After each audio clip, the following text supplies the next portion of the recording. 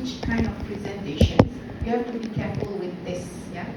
So for example, if you look at this, the difference between presentations and document is that for the presentations, the double hashtag will become a new slides. Okay, so you have to make sure that within one slide there's not so many things. Otherwise, okay, so you see this is for one slide, and then the next one is one slide. It's very short items under each of the slide. This one there's only one code for one slide, and this is another code for another slide. So let's see the resulting output here. So I put this as S2. So it should be, okay, I go to the first one. So this is the first slide which contains the title, and this is the second slide, 3, 4, 5, and that's it. So the problem is when you treat it as a document, so for example, I remove this one, okay, and I remove this one, okay. So you see, you have very long item within the first slide, and you have 2 codes within the second slide, and you need this. What's going to happen is that, okay, I go to the first one. Okay, so this is the first page. Okay, make it bigger. This is the second page. Luckily, everything can still fit. Okay, and this is the second one where you know you should have 2 things. The first one is the summary of the cars. The second one is the plot. But because it's too long, so it doesn't appear. You only see part of it. So this is what you need to be careful when you use the presentation. I think this answers your question just now. Yeah. All right. So this is on our markdown. Okay, class. Let's begin with the topic of simulation. Before we have, you know, another break for some of us to go for prayers. Yeah. Actually, how do I go for full screen?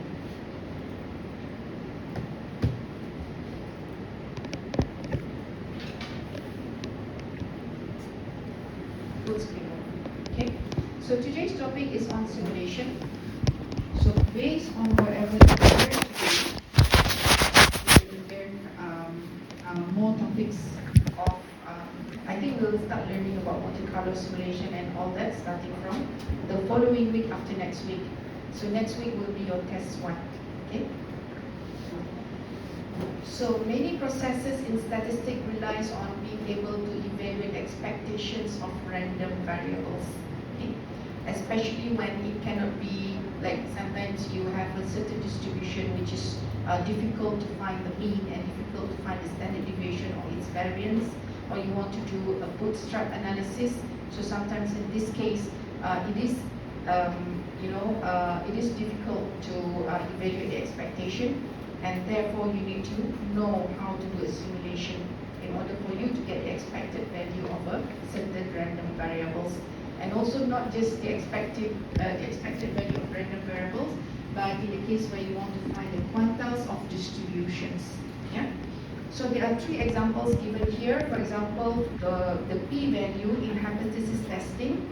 So the p-value of a sample is defined as the probability of observing data at least as extreme as the sample in hand, given that the null hypothesis is true. And the second example is looking for the bias of an estimator, which is defined to be the expected value of the estimator minus the true value that it is estimated. And the third example is based on the confidence interval, which is based on the quantiles of the distributions of a pivotal quantity. So in these 3 examples, we are actually looking at the evaluations of the expectation, the expected value of the random variables and the quantiles of its distribution.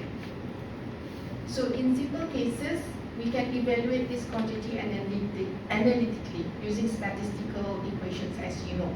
Okay? Or we can also use the large sample approximation. But in certain cases where it is difficult to evaluate analytically, we need the computer-based methods to approximate them, as long as we get some information about certain distributions, and then we can use the information to generate random numbers, and from the random numbers we can get the expected value of the So in this lecture, you will be introduced to Monte Carlo simulation, which include the basic idea of random, or more probably is called pseudo-random because it is not entirely random. I will explain to you why it is not entirely a random number. Okay, so we will learn about the basic idea of random number generation, and we will also learn how to simulate random variables from several of the common probability distributions, such as binomial distributions, normal distribution, exponential distribution, and etc. And then we can also learn how simulations can be used to evaluate integrals. I think for today's lecture, we are not yet doing this. Okay, I think this question come out in one of your question in the assignment. I think next week or the following week after we do the test, we will learn how to use the simulation to evaluate some integrals. Now let's talk about Monte Carlo simulation. Some of you might have some idea about Monte Carlo simulations. Yeah. So it is one of the most general computer-based methods to approximate the properties of random variables. Like for example, to approximate the mean, which is given by mu, which is equal to the expected value of x, using the Monte Carlo methods. First, we generate m independent and identically distributed copies of x. And then we name this as x1, x2, x3 until xm. And then we use the sample mean, which is given by x bar, which is given by the sum of x divided by n. Okay, divided by m. And this can be used as an estimate of the expected value of x. So according to the central limit theorem, for a large value of m, x bar gives a good approximation to ex with a with some bias, but usually for a large value of m, the bias will be small. So if m is large, the distributions of the sample mean, which is x bar, can be approximated by a normal distribution with the mean given by mu and the variance is given by the sigma squared divided by m. And this is what we call as the central limit theorem. And in this case, the variance, which can be approximated by the sample variance S squared. Yeah? And this will allow us to construct the approximate confidence interval for mu, because now we have the information on the Ex, we have information on the S squared, and this can approximate the mu and also the variance. So in this case, the confidence interval can be computed as such. So X bar plus minus the Z value. In this case, if you want to use 95% confidence, and then you can have Z equal to 1.96 times S divided by the square root of n. Okay. In this case, the mu is approximately contained within the confidence interval 95% of the time. Okay, and now we talk about the generation of pseudo-random numbers. Okay. So we begin our discussions of simulation with a brief explorations of the mechanics of pseudo-random numbers. So why do we call it as pseudo-random numbers? I remember when I teach like the first year undergrad students, we based on the textbook, there's like tables of random numbers at the back of the textbook, and the way that they can choose the random numbers is they can go to whichever parts they want to start first. Okay, so in that case, I would say that it is totally random because different student will go to different page, different student will go to different column, different row. Okay. But in the case of using computer, when you want to create a random number, it's not really random, and that is why we call it as pseudo-random, because it is depending on the seed value that is being produced by the computer, and the seed value is depending on the clock time of your computer. And more advanced computer will have more processing power, so the clock time will change very quickly. But the slower computer will have slower power, so it will take some time in the changing of the clock time. So you probably will the seed of the random numbers will depend on that. So that is why it's not really random. It is called as pseudo-random to be technically correct. So one of the simplest methods for simulating independent uniform random variables is creating the random variables between the intervals of 0 and 1. So, a multiplicative congruential random number generator produces a sequence of pseudo-random numbers such as U0, U1, U2, which appears similar to independent uniform random variables on the interval of 0 and 1.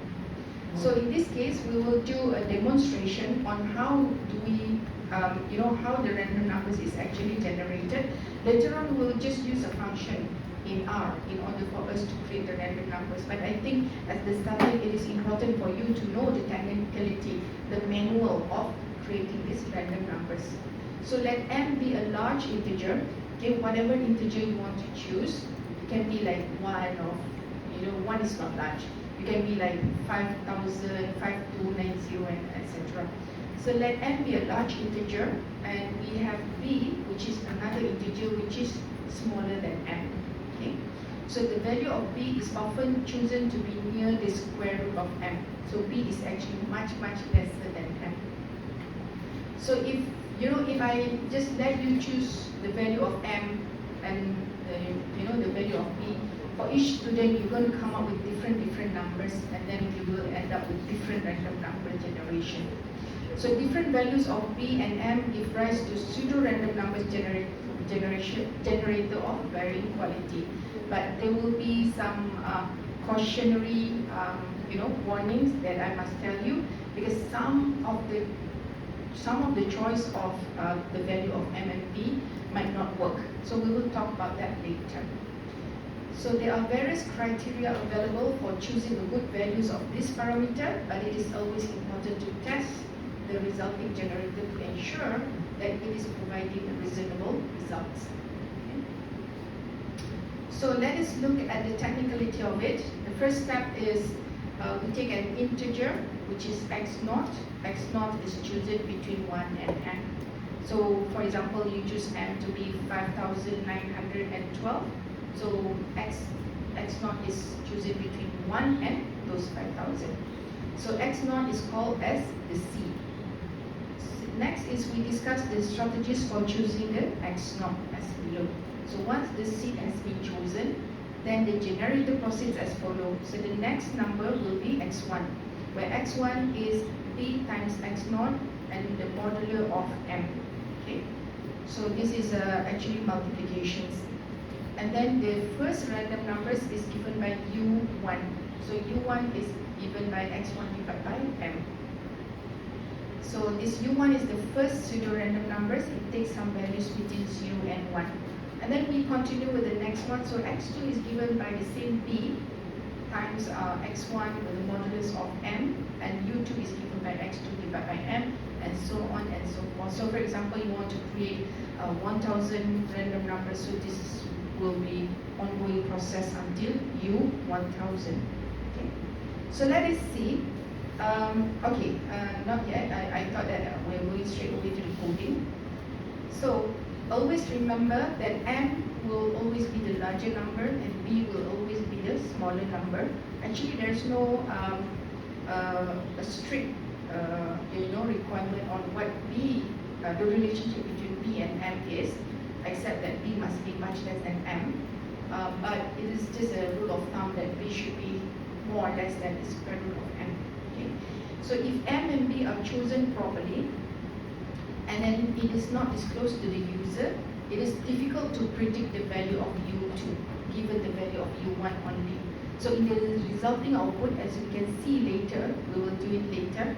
So if you just have u1, u2, and etc., it is very difficult for you to actually find out what is the process that is going on behind. Okay? You will never be able to guess the value of b and the value of m. So this method continues according to the following formulas given by xn is equal to b times x, the previous x modulus of m, and the un is given by xn divided by m. So this method produces numbers which are entirely deterministic, because there's no probability being involved here.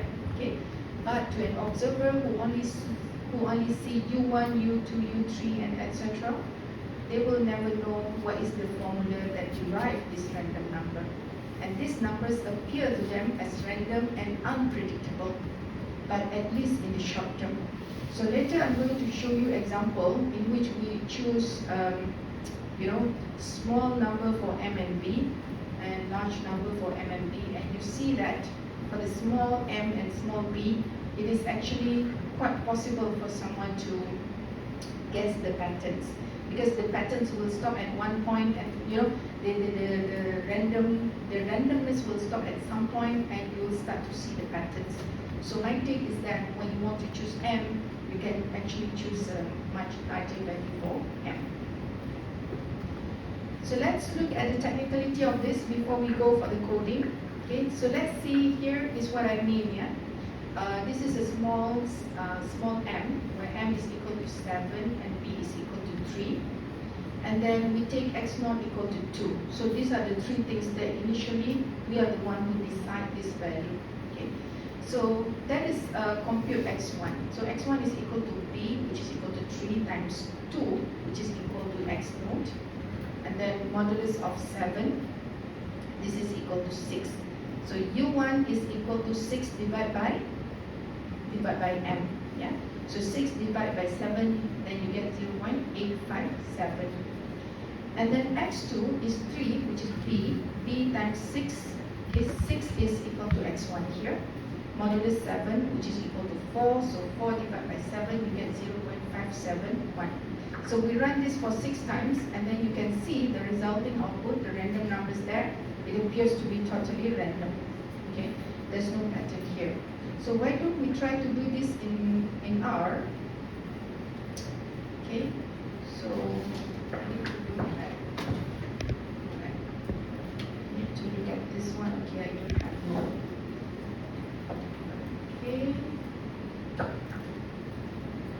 So let's say, you have to remind me because I don't want to go back and forth between the lecture slides and all that. So m is 7, correct? And b is equal to 3. And x naught is equal to 2, is it? Yes, yeah. X naught is equal to 2. Okay, so now x1 is equal to b times x naught. Okay, and then I want to put and I want to put the I think the modulus in R is this one, modulus m. Is it true? Okay, modulus m. Okay, so this is the value of x1, which is 6. So u1 is equal to x1 divided by m, and u1 is equal to 0.8571. And you repeat the process for x2. Okay. x2 is equal to b times x1 divided by and then x2 is equal to 4, and then u2 is equal to x2 divided by m. Okay, I'll try to make this a little bit bigger. Yeah? Some of you couldn't see.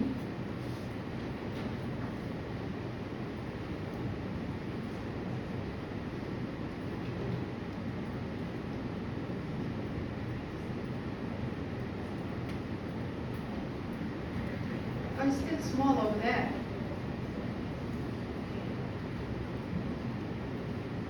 Oh, it's too small. I think I will just use this R.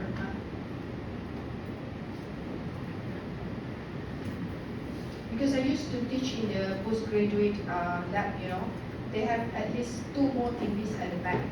So those at the back can still see very clearly.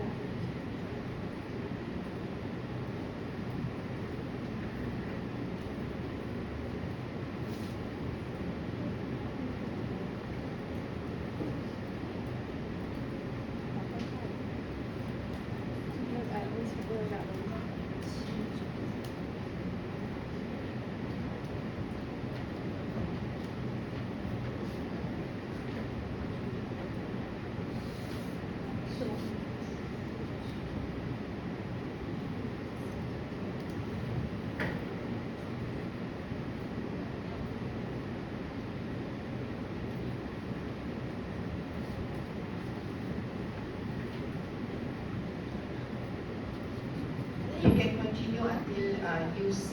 Yeah. Okay, where's the? Okay, if you can do this looping, yeah, you can see that at the iteration will set x7 equal to x1. So what happened when x7 equal to x1? So the pattern will repeat. So it will become 0.857, 0.571. So it will repeat. And this is because we choose a very small number for m. Okay. So in this case, the random number will not be so random, and someone might probably know what is the generations of these random numbers. So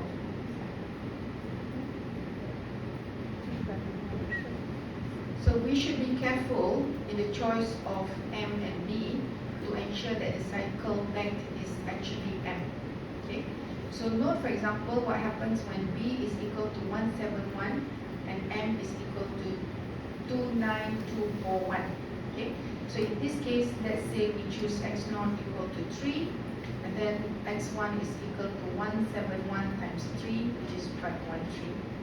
So in this case, x2 is 171 times 513 with a modulo of 29241, which is equal to 0. In this case, starting from x2 onwards, x3 and etc. will all be 0. Because remember, in order for you to compute x3, you need to depend on the value of x2. Since x2 is 0, so the rest of them will be 0. So why is this happening? Because there is a, 171 is actually a factor of 21241. So if you compute using R, yeah, so let me just show. So you have 29241 divided by 171. So actually this is a factor of 171. So in this case also you need to be careful, because you wouldn't get the random numbers that you want. Okay, so let us look at the next example, which gives you a vector behavior. Okay. So in this case, we have m equals to 30269. Just to be safe, let us check whether this has something to do with b. So 30269 divided by 171. Okay, there's no connections between m and b. Yeah. So in this case, you'll see that xn is given by b 171 of xn minus 1 of modular 30269 with the initial seed of x0 equal to 27218. So in this case, we will, okay, I'll just write down the code. Usually I like to speak whenever I type in the code, but because I only have like 2 hands and I'm typing with 2 hands, in the Postgrad lab they have the tool where I can put the time.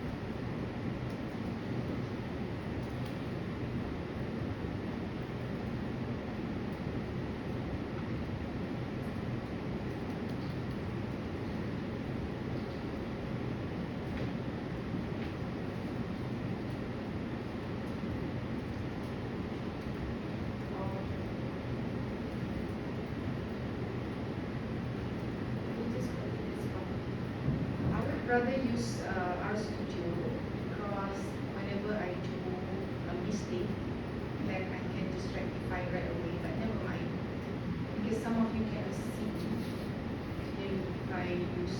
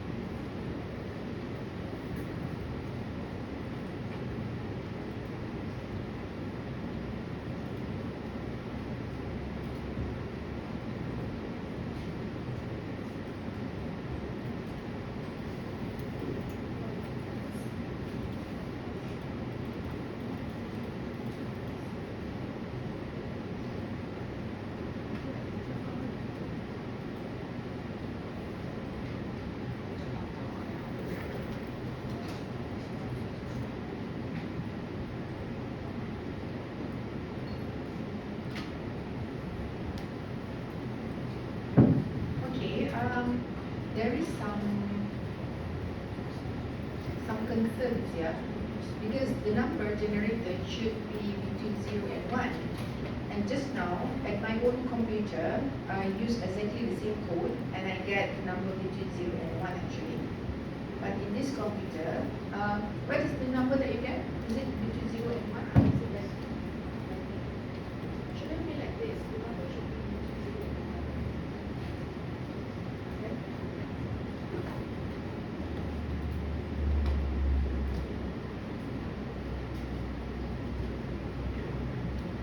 Okay, we have got the results. Can I see? Yeah. Is it between 0 and 1? No. Okay.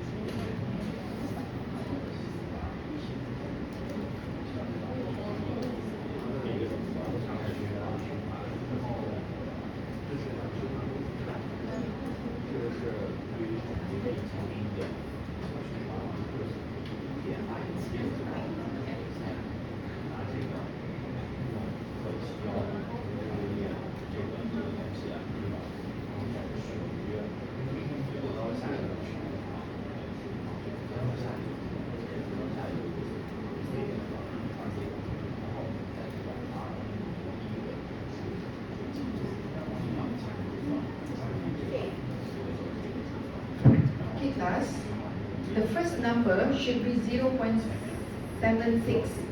So there must be some error in the codes that I shared with you, but I couldn't see the error. If any one of you find the error, please let me know. Yeah, I'm going to run everything all over again.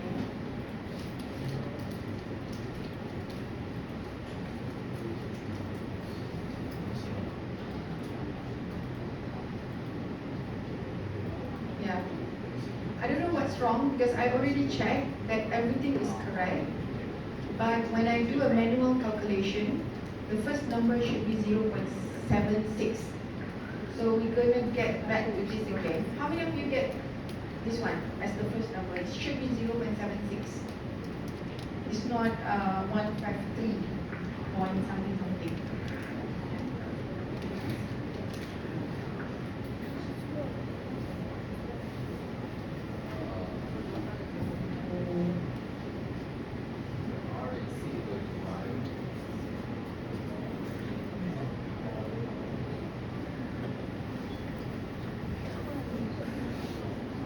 Okay, I already see the problem. Okay, I forgot to put the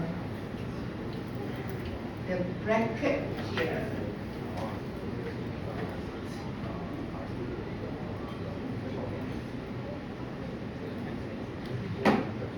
Okay, now problem solved.